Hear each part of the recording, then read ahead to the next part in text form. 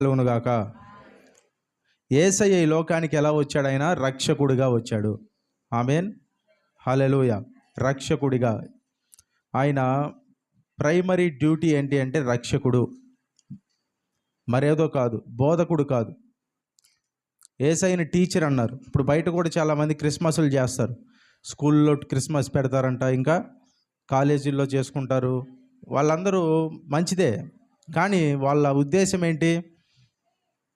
అందరిలో ఈయన కూడా ఒక ఆయన, అందరిలో ఇది కూడా ఒక పండగ అన్నట్టు చేస్తారు. కానీ ఇది అందరిలో ఒకటి కాదు. ఇది హల్లెలూయా. ఆయన మనకు రక్షకుడిగా ఈ లోకానికి వచ్చాడు. హల్లెలూయా. రక్షణ ఇవ్వటానికి ఈ లోకానికి వచ్చాడు. ఆయన జన్మించిన సమయంలో ఆయనకి ఇవ్వబడిన పేరేంటి? లూకాసు వార్త 2వ అధ్యాయంలో, లూకాసు వార్త 2వ అధ్యాయంలో ఏంటంట? 2:11 దావీదు పట్టణమందు నేడు రక్షకుడు మీ కొరకు పుట్టి ఉన్నాడు. మీ కొరకు అంటే, మీ కొరకు అంటే అందరి కోసము. హల్లెలూయా. అందరి కోసం అని చెప్పండి. నా కోసము అనండి. హల్లెలూయా. ఇట్లా చెప్పండి, దావీదు పట్టణమందు నా కొరకు రక్షకుడు పుట్టి ఉన్నాడు. మా కుటుంబం కొరకు రక్షకుడు పుట్టి ఉన్నాడు. హల్లెలూయా, హల్లెలూయా. మనందరి కొరకు రక్షకుడు పుట్టాడు, మనందరి కొరకు. ఆమేన్. యేసుక్రీస్తు ఎంతమందికి ప్రభు? ఎంతమందికి? అందరికీ ప్రభు. ఎవరు చెప్తారన్నమాట? అపోస్తల కార్యముల గ్రంథం 10వ అధ్యాయంలో పేతురు అంటాడు. ఆమేన్, హల్లెలూయా. ఆయన జన్మించినప్పుడు ఎన్ని రకాలైన వాళ్ళు ఉన్నారు తెలుసా? మత్తయి సువార్త 2వ అధ్యాయంలో యేసుప్రభు దగ్గరికి వచ్చింది ఎవరు? మత్తయి సువార్త 2వ అధ్యాయంలో యేసుప్రభు దగ్గరికి ఎవరు వచ్చారంట? ఆయన్ని వెతుక్కుంటూ జ్ఞానులు వచ్చారు. మరి లూకా సువార్త 2వ అధ్యాయంలో యేసుప్రభు జన్మించాడని సువార్త చెప్పింది ఎవరికి? దూత వెళ్ళి ఎవరికి? గొర్రెల కాపరులకి. ఆమేన్. అంటే జ్ఞానులు గొర్రెల కాపరులు దగ్గర కూర్చొని ఉంటారు ఎప్పుడన్నా? ఎప్పుడైనా ఒక జ్ఞాని ఒక గొర్రెల కాపరు దగ్గర కూర్చొని ఉంటాం సహజంగా చూస్తారా? సహజంగా ఉండదు. అంటే వాళ్ళ ఫీల్డ్ వేరు, వీళ్ళది వేరు. ఎక్కడ చాలా వ్యత్యాసం ఉంటుంది. హల్లెలూయా. చాలా వ్యత్యాసం. ఒక జ్ఞాని ఒక గొర్రెల కాపరి ఎప్పుడు దగ్గర ఉండరు. అంటే గొర్రెల కాపరులు జ్ఞానం లేని వాళ్ళని కాదు, వాళ్ళకు కూడా జ్ఞానం ఉంది. కానీ యేసు ప్రభు జన్మ ఎంతమందిని కలుపుతుందంటే ఒక సెక్ట్ ఆఫ్ పీపుల్కి కాదు. ఆమేన్. జ్ఞాని అయినా, చదువున్నోడైనా, చదువు లేనోడైనా, బలవంతుడైనా, బలహీనుడైనా అందరికీ ఆయన ప్రభువే. హల్లెలూయా. అందరికీ ఆయన ప్రభువే. వాళ్ళకి అప్పుడు అవి ఉన్నాయి. భారతదేశంలో కూడా చాలా రకాలు ఉన్నాయి. భారతదేశంలో ఏం పెడతారు? మనకి ఏది లేకపోయినా ఏదోటి పెడతారు. మనకు ముఖ్యంగా ఉండదేంటి? వర్గీకరణలో ఏం మనకి మెయిన్ బేస్ ఏంటి? వర్గీకరణ చెప్పండి. క్లాసిఫికేషన్ ఏం చేస్తారు? మనకి దేనిని బట్టి వర్గీకరించారు చెప్పండి మనల్ని? భారతదేశంలో అందరికీ తెలుసు, కానీ ఎవరు చెప్పట్లా. దేన్ని బట్టి తెలీదా? క్యాస్ట్, కులాన్ని బట్టి వర్గీకరించారా లేదా?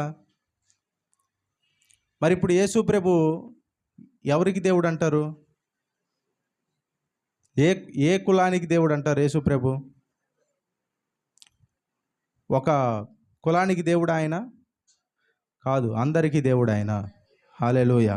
ఇవన్నీ మనుషులు పెట్టినవి, కానీ దేవుడు మనుషుల్ని ఒక్కటిగా సృజించాడు ఆయన. హల్లెలూయా, హల్లెలూయా. కాబట్టి దావీదు పట్టణమందు నేడు రక్షకుడు మీ కొరకు పుట్టి ఉన్నాడు. ఆమేన్, ఆమేన్. ఈ మాట మీరేం చేయాలంటే మీ పక్కన వాళ్ళతో చెప్పాలి, ఇక్కడ కాదు, బయట. హల్లెలూయా. అంటే ఇక్కడ చెప్తారు బాగానే, కానీ ఇంటి పక్కన వాళ్ళకి మీ దావీదు పట్టణమందు మీ కొరకు రక్షకుడు పుట్టి ఉన్నారని చెప్తారా? అసలు యేసుప్రభుని నమ్మని వాళ్ళకి చెప్తారా? కానీ వాళ్ళకే చెప్పాలంట. ఏమని చెప్పాలి? రక్షకుడు నీ కొరకు పుట్టి ఉన్నాడు అని చెప్పాలి. ఎంతమంది చెప్తారు? ఇప్పుడు బయటికి వెళ్ళిన తర్వాత, ఇంటికి వెళ్ళిన తర్వాత ఎంతమంది చెప్తారు ఈ మాట? ఎక్కువ సువార్త వద్దు, ఒక్క మాట. ఏమని? ఒక చిన్న మాట, ఒక లైనే. గంట ప్రసంగం కాదు, పావు గంట కాదు, ఒక నిమిషం కూడా పట్టదు. ఎంతసేపు పట్టి చెప్పండి? 3-4 సెకండ్లు.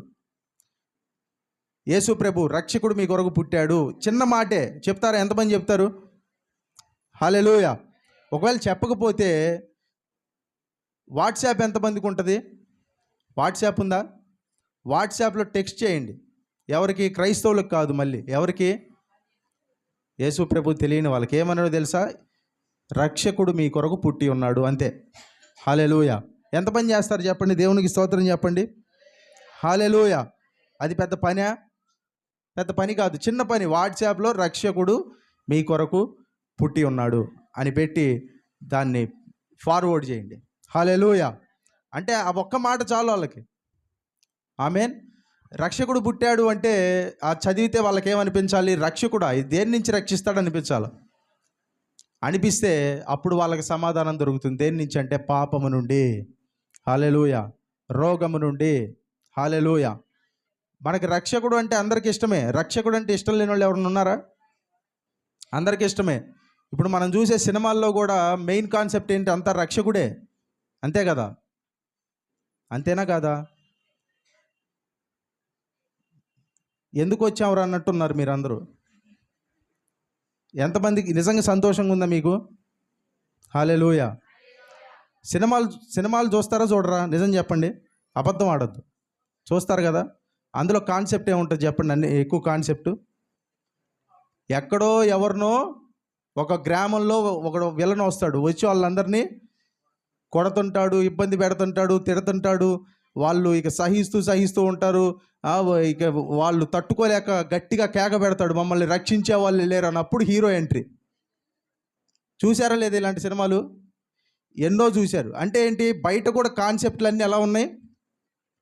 రక్షకుడే అంటే ఒక సేవియర్ కావాలి, ఒక రక్షించేటటువంటి వ్యక్తి కావాలి అని అందరూ కోరుకుంటారు. బయట అదే చూపిస్తారు, డ్రామాలు కూడా అవే వేస్తారు, ఇంకన్నీ అవే. అంటే ఇదంతా ఎందుకు చెప్తున్నానంటే, రక్షకుడు మీ కొరకు పుట్టాడు అంటే దేనికి? అంటే దేని నుంచి రక్షించాలి మిమ్మల్ని? దేని నుంచి చెప్పాలి, మాట్లాడాలి? పాపము నుండి. ఎంతమందికి రోగం ఉంది చెప్పండి? ఎంతమందికి నాకు బాధ ఉంది, శరీరంలో ఇబ్బంది ఉంది ఎంతమంది అంటారు చెప్పండి? ఉందా? శరీరంలో నాకు కొంచెం బాధగా ఉంది అంటారు, ఉందా? బైబిల్లో ఏం చెప్పారంటే యెషయాగ్రంథం 53వ అధ్యాయంలో ఆయన మన రోగములను భరించెను.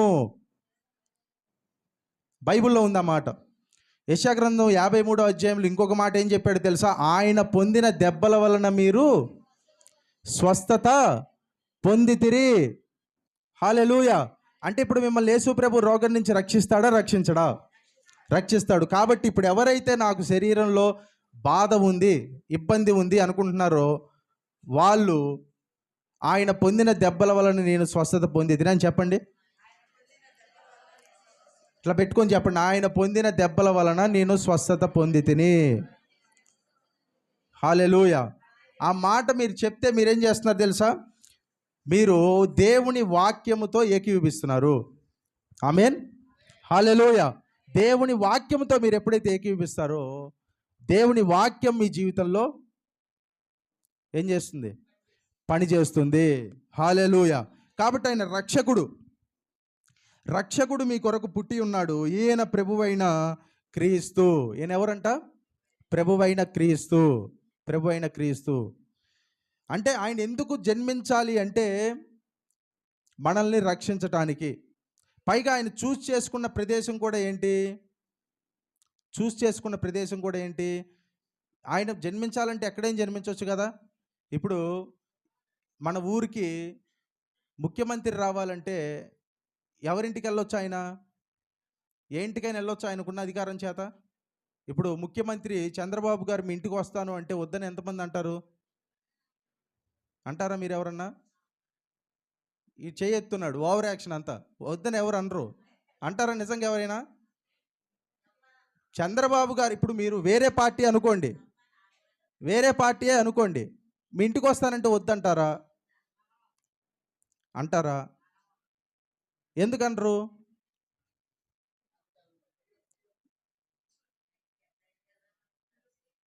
అంటే ఇప్పుడు ఆయన వెళ్ళాలి అనుకుంటే ఎక్కడికి వెళ్ళొచ్చు చెప్పండి? వెళ్ళాలనుకుంటే ఎక్కడికి వెళ్ళొచ్చు? ఒక పెద్ద ఇంటికి వెళ్ళొచ్చు. కానీ పేద వాళ్ళ ఇంటికి వస్తాను అంటే, యేసయ్య కూడా జన్మించాలనుకుంటే ఎక్కడ జన్మించవచ్చు చెప్పాలి?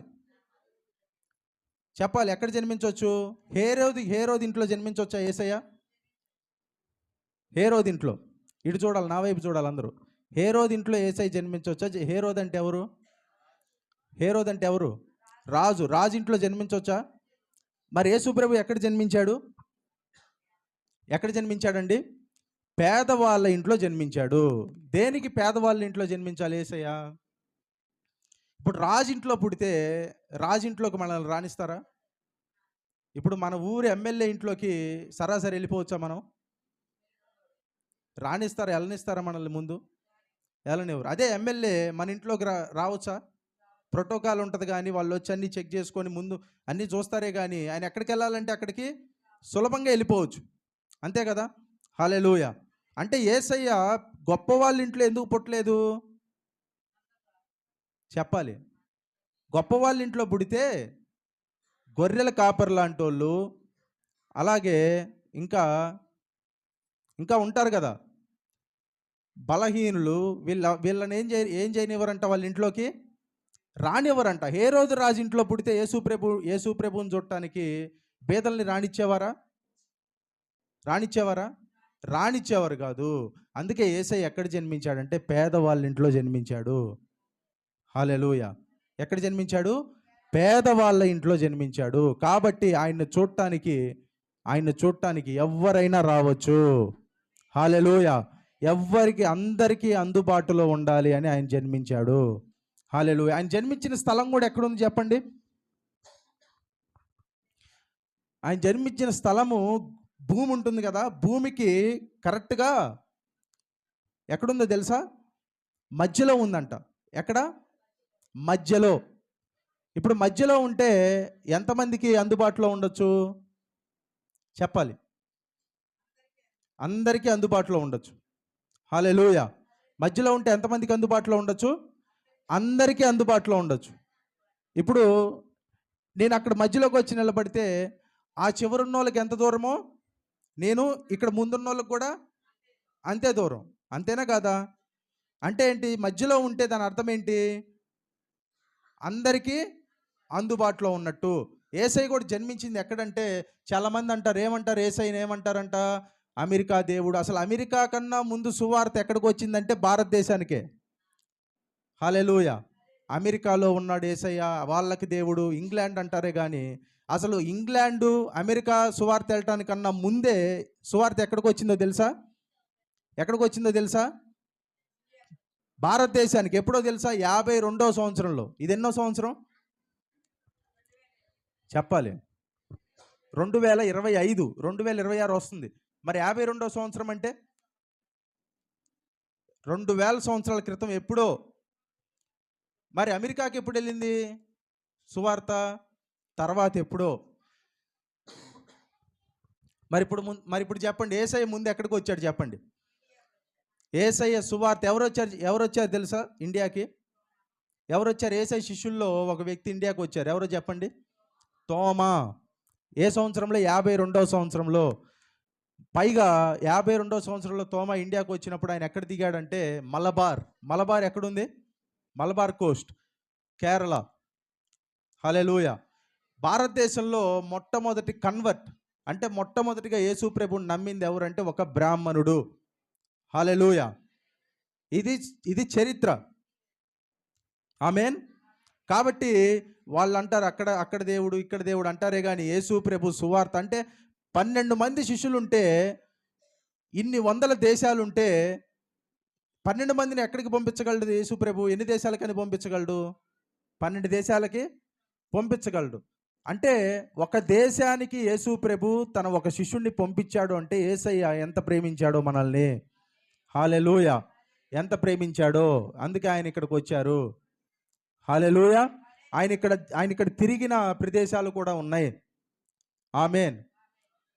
మనం చూస్తే తమిళనాడు, కేరళ, ఇంకా అనేకమైన ప్రాంతాల్లో ఆయన సంచరించినటువంటి ఆనవాళ్ళు కూడా మనకి చరిత్రలో కనబడుతున్నాయి. హల్లెలూయా. అందుకే ఆయన అందరికీ అందుబాటులో ఉండాలని. చూడండి, ఇప్పుడు యేసయ్య జన్మించినప్పుడు అలా జన్మించాడా? ఇద్దరు ముగ్గురు ఏకీభవిస్తే ఎక్కడుంటానన్నాడు? వారి మధ్యలో. ఓకే. తర్వాత చనిపోయినప్పుడు ఎక్కడ చనిపోయాడు చెప్పండి? ఇద్దరి దొంగల మధ్యలో. తిరిగి లేచి శిష్యులకు ప్రత్యక్షమైనప్పుడు యోహాను సువార్త 20వ అధ్యాయంలో ఎక్కడ ప్రత్యక్షమయ్యాడు చెప్పండి? ఎక్కడ? శిష్యులందరి మధ్యలో. తర్వాత ప్రకటన గ్రంథంలో చూస్తే 24 పెద్దల మధ్యలో గొర్రెపిల్లగా ఆసీనుడై ఉన్నాడు. అంటే ఎక్కడ చూసినా ఎక్కడున్నాడు ఆయన? మధ్యలో. మధ్యలో. ఇప్పుడు కూడా ఆయన ఎక్కడ జన్మించాడు? మధ్యలో. అంటే మీ జీవితాల్లో కూడా అన్నిటికీ మధ్యలో ఉండాలని కోరుకుంటున్నాడు ఆయన. అంటే he wants to be the centre of your life. మీ జీవితంలో కేంద్రముగా ఉండాలని కోరుకుంటున్నాడు. హల్లెలూయా. కేంద్రముగా ఉండాలి అంటే దాని అర్థం ఏంటంటే తెలుసా? కేంద్రముగా ఉంటే దాని నుండి పరిపాలన జరుగుతుంది. అంటే your lifes must be Christ trained. అంటే మీ జీవితాలు ఎలా ఉంటాయి తెలుసా? యేసు ప్రభు పరిపాలించే జీవితాలుగా ఉంటాయి. దేవునికి స్తోత్రం చెప్తారా? హల్లెలూయా. కాబట్టి ఆయన జన్మించింది ఎవరింట్లో అంట? నిరుపేద కుటుంబంలో. ఎక్కడ? పేద కుటుంబంలో జన్మించాడు. ఎందుకంటే అందరూ వచ్చి ఆయన చూడొచ్చని. జ్ఞానులు వచ్చి ఆయన్ని చూడొచ్చు, గొల్లలు వచ్చి ఆయన్ని చూడొచ్చు. ఈ రోజున కూడా యేసు ప్రభు, చాలామంది అనుకుంటారు గొప్పగా బాగా గ్రాండ్గా ఉన్న దగ్గర ఉంటాడేమో అని. ఉంటాడు, కానీ అది వాళ్ళ మనసు, అంటే వాళ్ళు దేవుణ్ణి ఎంత విశ్వసిస్తున్నారో దాన్ని బట్టి. కానీ యేసు ప్రభు కోరుకునే స్థలాలన్నీ ఎలా ఉంటాయంటే అందరూ తృణీకరించినవే. హల్లెలూయా. అందరూ ఏదైతే వద్దు అంటారో అదే నాకు కావాలి అంటాడు ఆయన. హల్లెలూయా. ఆయన ఏమంటాడు తెలుసా వాక్యంలో? తృణీకరింపబడిన రాయి ఏమైందంట? మూలకి తలరాయి ఆయను అంటాడు. అంటే కట్టేటప్పుడు ఏం చేస్తారంట? ఒక రాయి ఇది బాగలేదు, షేప్ బాగలేదని పక్కన పడేస్తారు. కానీ అంతా కట్టిన తర్వాత ఒక చిన్న మూల కొంచెం గ్యాప్ ఉంటే అదే రాయి సరిపోయింది అక్కడ. అప్పుడు ఏం చేస్తారు? పక్కన పడేసిన రాయినే ఏం చేస్తారు చెప్పాలి? అదే రాయిని తీసి అక్కడ పెట్టి సిమెంట్ వేసి కడతారు. అంతేనా కాదా?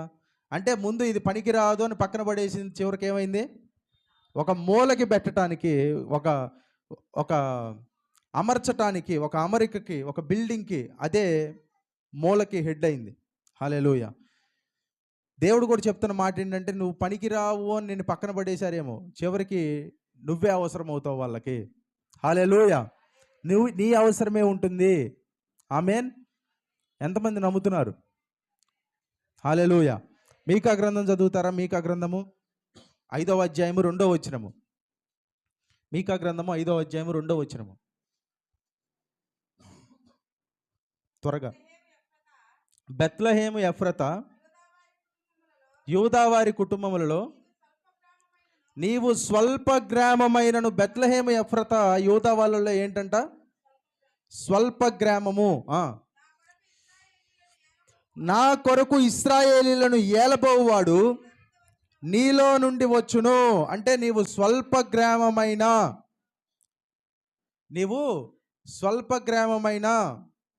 ఇశ్రాయేలీయుల్ని ఏలేవాడు ఎక్కడి నుంచి వస్తాడంట?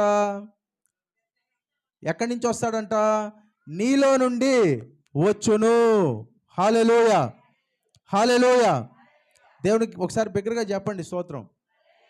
హల్లెలూయా. నీలో నుండి వచ్చును అంటే స్వల్పముగా ఉన్నా కానీ నువ్వు గొప్ప ఇశ్రాయేలీయుల్ని, అంటే ఈ ప్రపంచాన్నే ఏలేటటువంటి రాజు ఎక్కడి నుంచి వస్తాడంటే ఆ చిన్న గ్రామంలో నుంచి వస్తాడు. హల్లెలూయా. అంటే గొప్ప సిటీలో పుట్టలేదు ఆయన. ఆమేన్. ఎక్కడ పుట్టాడు? స్వల్ప గ్రామములో. అంటే చిన్నగా ఉన్నది, అంటే ఆయన చిన్నగా ఉన్నది తీసుకొని గొప్ప కార్యాలు చేస్తాడు. హల్లెలూయా. దావీదు ఎంతున్నాడు? చిన్నవాడే, కానీ గొలియాతును పడగొట్టింది ఎవరు? దావీదే. పెద్దోళ్ళు ఉన్నారంట అక్కడ, కానీ వాళ్ళందరూ యుద్ధం చేసిన వాళ్ళే. ఎవరు? దావీదు వాళ్ళ అన్నలు. అలాగే ఆ ఇశ్రాయేలీలోనే గొప్ప పొడుగున్న వ్యక్తి ఎవరు? వాళ్ళ రాజు సౌలు. అందరూ కూర్చున్నారంట, వింటున్నారు. ఏం వింటున్నారు? గొలియాతు రోజు ఏం చేస్తాడంట? చెప్పాలి. గొలియాతు రోజు ఏం చేస్తాడు? మేము చూడలేదంటారా? రోజు ఇట్లా బయటకు వచ్చి బెదిరిస్తాడంట. ఏమని? అందరిని, ఇశ్రాయేలీలందరినీ బెదిరిస్తాడు. గొలియాతు ఎవరికి సంబంధించిన వాడు? ఫిలిస్తీయుడు. బెదిరిస్తాడు, వెళ్ళిపోతాడు. ఎన్ని రోజులు జరిగింది ఇలా? ఎన్ని రోజులు? 40 రోజులు జరిగింది. 40 రోజులు వస్తున్నాడు, బెదిరిస్తున్నాడు, వెళ్ళిపోతున్నాడు. వస్తున్నాడు, బెదిరిస్తున్నాడు, పోతున్నాడు. వస్తున్నాడు, బెదిరిస్తున్నాడు, వెళ్తున్నాడు. వీళ్ళందరూ ఏం చేస్తున్నారు? వీళ్ళ క్యాంపులో ఉండి, వీళ్ళ దండులో ఉండి, ఇతన్ని ఎదిరించడానికి మా దగ్గర ఎవ్వడూ లేడు. అసలు అతని ఎత్తు ఎంత? 9 నుంచి 11 అడుగులు ఉంటాడంట. ఎంత ఎత్తు ఉంటాడంట గొలియాతు? ఎన్ని అడుగులు? 9 నుంచి 11 అడుగుల మధ్యలో. అంటే ఇది కూడా సరిపోదేమో, దీనికి కూడా తగులుతాడు పైకి. అంటే అంత ఎత్తున్న వ్యక్తిని ఎదిరించడానికి వాళ్ళకేం సరిపోలా? ధైర్యం సరిపోలా. వీళ్ళేంటి, మళ్ళీ వీళ్ళల్లో యుద్ధం చేసిన వాళ్ళు ఉన్నారు, యుద్ధం నేర్చిన వాళ్ళు ఉన్నారా లేరా? ఉన్నారు. దావీదు అన్నలు మంచి యుద్ధం చేసేవాళ్ళే, వాళ్ళేం తక్కువైన వాళ్ళేం కాదు. కానీ వాళ్ళ క్యాలిక్యులేషన్స్ ఎక్కువ. అంటే దావీదు ఎత్తే ఎంత? దావీదు పట్టుకున్న కత్తే వీళ్ళంతుందేమో. ఎవరంతా? ఈ మనుషులంతా. అంటే అంత అంత పొడుగున్న వ్యక్తి. కాబట్టి వీళ్ళకేంటి? క్యాలిక్యులేషన్స్ అన్నమాట. ఇప్పుడు ఒకరోజు దావీదుని వాళ్ళ నాన్న పంపించాడంట. దేనికి పంపించాడు? వాళ్ళ అన్నయ్యలకి క్యారేజ్ ఇచ్చిరమ్మని పంపించాడంట. దేనికి పంపించాడు? భోజనం ఇచ్చిరా అని పంపించాడంట. భోజనం ఇచ్చిరా అని పంపిస్తే, అది సమూయేలు గ్రంథము 17వ అధ్యాయంలో ఉంటుంది. ఆ మాటలన్నీ చదువుతారా? త్వరగా చదవండి, సమయం అయిపోతుంది. సమూయేలు మొదటి గ్రంథము 17వ అధ్యాయము 24వ వచనం నుంచి నేను చదువుతా. ఇశ్రాయేలీలందరూ ఆ మనుషుని చూచి మిక్కిలి భయపడి వాని ఎదుట నుండి పారిపోగా, అందరూ వచ్చి చూస్తున్నారు వాని ఎదుటి నుండి. ఎవరు ఎదుటి నుండి? గొలియాతు ఎదురు నుండి పారిపోతున్నారు. పారిపోతుంటే ఇశ్రాయేలీలో ఒకడు వచ్చుచున్న ఆ మనిషిని చూచితిరే, నిజముగా ఇశ్రాయేలీలను తిరస్కరించుటకై వాడు బయలుదేరుచున్నాడు. వానిని చంపిన వానికి రాజు బహుగా ఐశ్వర్యము కలగజేసి తన కుమార్తెనిచ్చి పెండ్లి చేసి వాని తండ్రి ఇంటి వారికి ఇశ్రాయేలీని స్వతంత్రులుగా చేయుననగా, దావీదేమంటున్నాడు చూడండి. జీవము గల దేవుని సైన్యములను తిరస్కరించుటకు ఈ సున్నతి లేని ఫిలిష్తీయుడు ఎంతటి వాడు? హల్లెలూయా. ఈ సున్నతి లేని ఫిలిష్తీయుడు ఎంతటి వాడు? వాని చంపి ఇశ్రాయేలీల నుండి ఈ నింద తొలగించిన వానికి బహుమతి ఏమని తన యొద్ద నిలిచిన వారిని అడగ్గా, జనులు వాని చంపి ఇట్లిట్లు చేయబడునని అతనికి ఉత్తరం ఇచ్చిరి. అతడు వారితో మాటలాడునది అతని పెద్దన్నయ్యకు ఎలియాబునకు వినపడగా, ఎలియాబునకు దావీదు మీద కోపం వచ్చి అతనితో, నీవిక్కడికి ఎందుకు వచ్చితివి? అరణ్యములో ఆ చిన్న గొర్రె మందను ఎవరి వశము చేసితివి? నీ గర్వమును నీ హృదయపు చెడుతనమును నీ నెరుగుదును. యుద్ధము చూచుటకే కదా నీవిక్కడికి వచ్చితివనెను. ఎందుకంటే దావీదు మీద ఎవరికి కోపం వచ్చింది? వాళ్ళ అన్నయ్య కోపం వచ్చింది. ఎందుకు? భోజనం ఇచ్చిరారా అని పంపిస్తే వాళ్ళ నాన్న భోజనం ఇవ్వటానికి వచ్చినోడు ఏం చేయాలి? భోజనం ఇచ్చేసి అక్కడి నుంచి వెళ్ళిపోవాలి. ఇతను వచ్చి ఏం చేస్తున్నాడంట? అక్కడేంటి, ఇతను ఎవరని ఆరాలు తీస్తున్నాడు. అతను ఎందుకు ఇలా బెదిరిస్తున్నాడు, ఇతను ఎందుకు ఇలా అవుతుంది, ఇవన్నీ ఆరాలు తీస్తుంటే వీళ్ళందరూ ఏం చేస్తున్నారు? ఎలియాబు ఇంకా వీళ్ళ అన్నయ్యలందరూ ఏం చేస్తున్నారంట? అక్కడ నిలబడి అంతా చూస్తున్నారంట. చూస్తూ అతను వచ్చి బెదిరించిపోతుంటే వీళ్ళు సమాధానం ఏమైనా చెబుతున్నారా? సమాధానము చెప్పట్ల. పైగా ఏం చేస్తున్నారు? వీళ్ళల్లో అతనికి భయపడి అక్కడి నుంచి చెప్పాలి ఏం చేస్తున్నారు? పారిపోతున్నారు. ఇప్పుడు దావీదు వచ్చి ఇలా అడుగుతూ ఇలా మాట్లాడుతుంటే ఎలియాబు కోపం వచ్చి, అంటే దావీదు వాళ్ళ అన్న కోపం వచ్చి అన్న మాటలు ఏంటంటే ఈ మాటలు ఇప్పుడు మనం చదివింది. ఆ చిన్న మందను ఎవరి వశము చేసితివి? ఆ చిన్న మందను ఎవరికి ఇచ్చావు? నీ గర్వమును నీ హృదయపు చెడుతనమును నీ నెరుగుదును. యుద్ధము చూచుటకే కదా నీవు వచ్చితివనెను. ఎందుకు వచ్చాడంట? అసలు యుద్ధం చేస్తున్నారు వీళ్ళు చూడటానికి ముందు. వీళ్ళు ఏం చేస్తున్నారు? అతను వచ్చి బెదిరిస్తుంటే వింటున్నారు భయపడుతూ. పైగా ఇతరనే మాట ఏంటంట? యుద్ధం చూడటానికే వచ్చావు నాకు తెలుసు. అంటే దావీదు అనుకొని ఉంటాడు, అసలు మీరు యుద్ధం చేస్తున్నారు ముందు? ఏం జరుగుతుంది ఇక్కడ యుద్ధం? అతను వస్తున్నాడు, బెదిరిస్తున్నాడు, మీరు ఇంటూ కూర్చున్నారు. ఇది యుద్ధమా? అప్పుడు దావీదు ఇట్లా అనాలి. పైన ఏమన్నాడు? జీవము గల 26లో అన్నాడు, జీవము గల దేవుని సైన్యములను తిరస్కరించుటకు ఈ సున్నతి లేని ఫిలిస్తీయుడు ఎంతటి వాడు. అప్పుడు దావీదు మనసులో అనుకొని ఉంటాడు, యుద్ధము చూడటానికి కాదురా బాబు, యుద్ధం చేయటానికి వచ్చాను అని. హల్లెలూయా. ఎందుకు వచ్చాడంట దావీదు అక్కడికి? యుద్ధం చూడటానికి రాలా, యుద్ధం చేయటానికి వచ్చాడు. దావీదు వయసు ఎంత తెలుసా? అప్పుడు దావీదు వయసు ఎంత తెలుసా? 16-17 సంవత్సరాలు. చాలా చిన్నపిల్లవాడు. హల్లెలూయా. అతను ఆ మాటని, అందుకు దావీదు నేనేమి చేసి తిని మాట మాత్రము పలికి తినని చెప్పి, నేనేం మాట్లాడలేదు కదా అని చెప్పి అతని యొద్ద నుండి తొలగి తిరిగి మరి ఒకనికి ఆ ప్రకారమే ఏం చేశాడంట? అడిగాడు. జనులు వానికి అదే ప్రకారము ప్రత్యుత్తరం ఇచ్చిరి. దావీదు చెప్పిన మాటలు నలుగురికి తెలియగా జనులు ఆ సంగతి సౌలుతో తెలియజెప్పిరి గనుక అతడు దావీదును పిలువనంపెను. అంటే దావీదు చెప్పాడు, అతని సంగతి నేను చూసుకుంటా అని చెప్పాడు. ఆ మాట ఎవరు విన్నారంట? సౌలు విన్నాడు. అంటే ఒక 18 ఏళ్ళు ఉన్న పిల్లోడు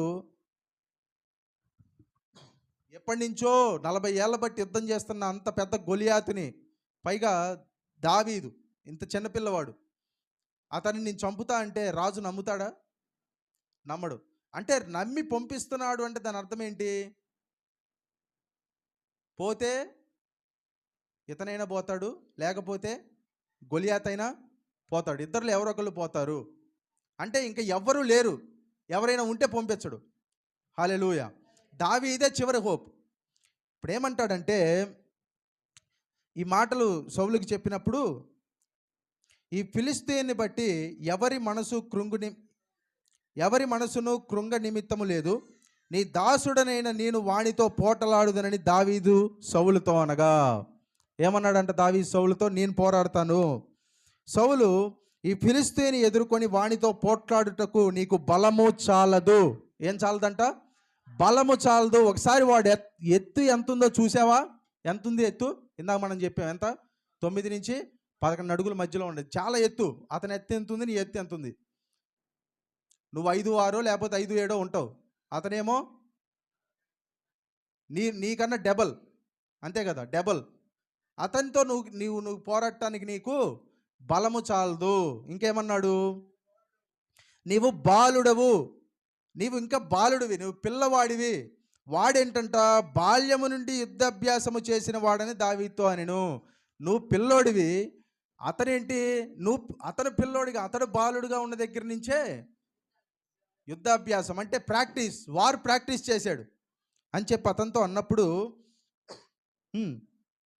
అందుకు దావీదు సౌలుతో ఇట్లనెను, మీ దాసుడనైన నేను నా తండ్రి యొక్క గొర్రెలను కాయిచుండా సింహమును ఎలుగబంటియు వచ్చి మందలో నుండి ఒక గొర్రె పిల్లను ఎత్తుకొని పోవుచుండగా నేను దానిని తరిమి చంపి దాని నోటి నుండి ఆ గొర్రెను విడిపించి తిని, అది నా మీదకు రాగా దాని గడ్డము పట్టుకొని దాన్ని కొట్టి చంపి తిని. హల్లెలూయా. నీ దాసుడనైన నేను ఆ సింహమును ఎలుగబంటిని చంపి తినే, జీవము గల దేవుని సైన్యములకు తిరస్కరించిన ఈ సున్నతి లేని ఫిలిష్తీయుడు వాటిలో ఒకదాని వలె అగును. అంటే నాకు బలం చాలదని మీరు అంటున్నారు, కానీ నేనేం చేశానంట? ఏం చేశాడంట దావీదు? సింహాన్ని ఎలుగుబంటిని చంపి వాటిని చీల్చాడంట. సింహము యొక్క బలము నుండి, ఎలుగబంటి యొక్క బలము నుండి నన్ను రక్షించిన యెహోవా ఈ ఫిలిష్తీయుని చేతిలో నుండి కూడా నన్ను విడిపించునని చెప్పెను.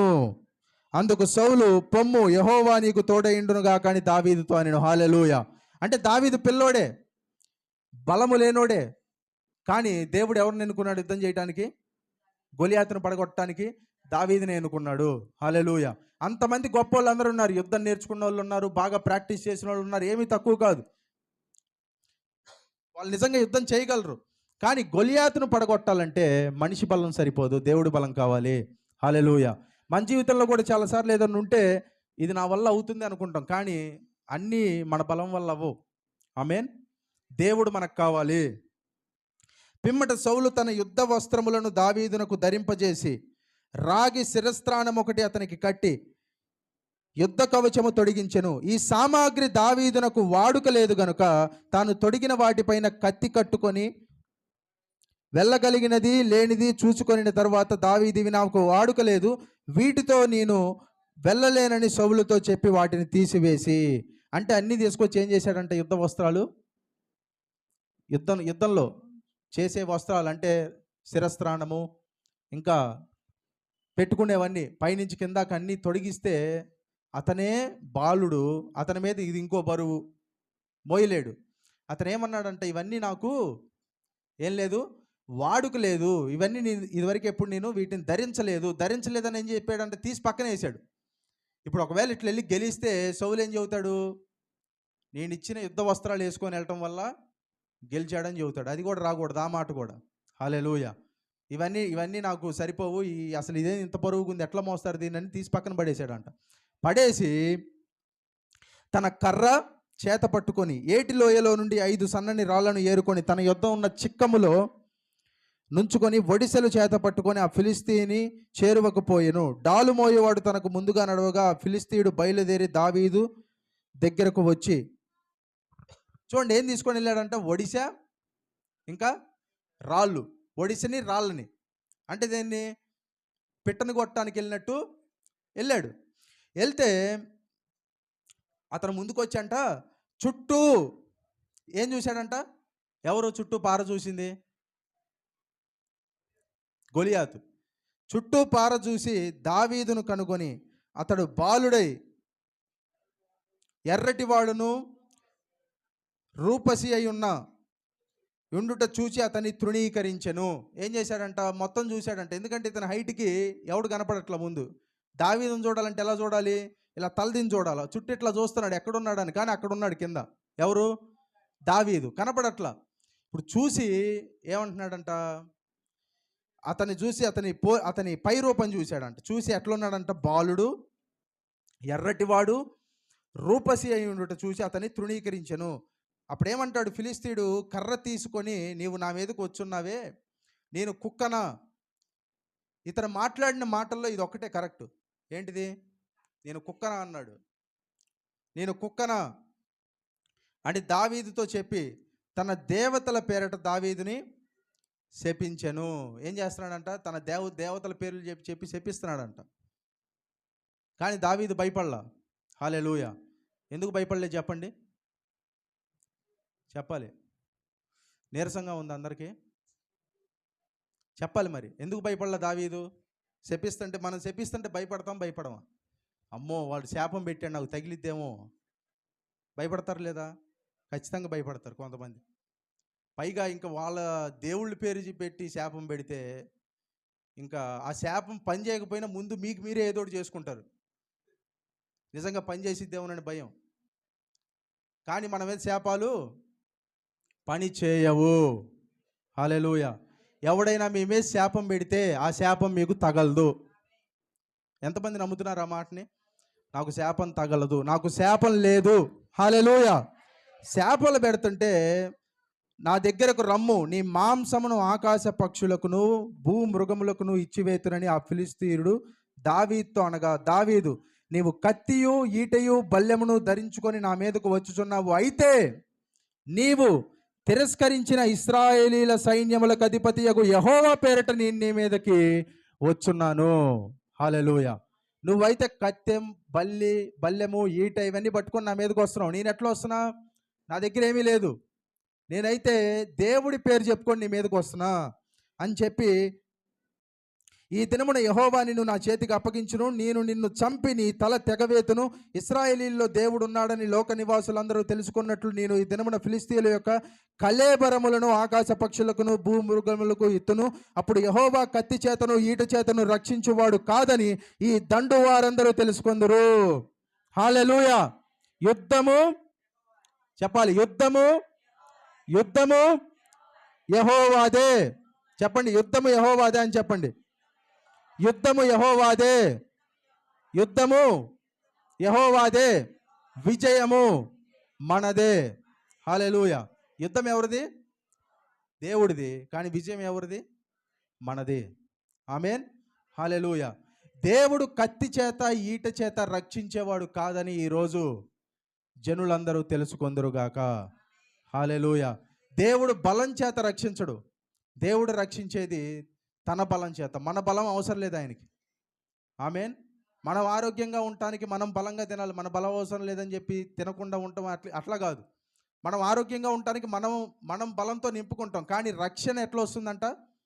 దేవుడి వల్లే అని చెప్పి ఏం చేశాడప్పుడు ఆ ఫిలిష్తీయుడు లేచి దావీదును కలియుటకై అతడికి ఎదురుపోగా దావీదు వానిని ఎదుర్కొనుటకు సైన్యముల తట్టు త్వరగా పరిగెత్తిపోయి తన సంచిలో చెయ్యి వేసి అందులో నుండి రాయి ఒకటి తీసి తన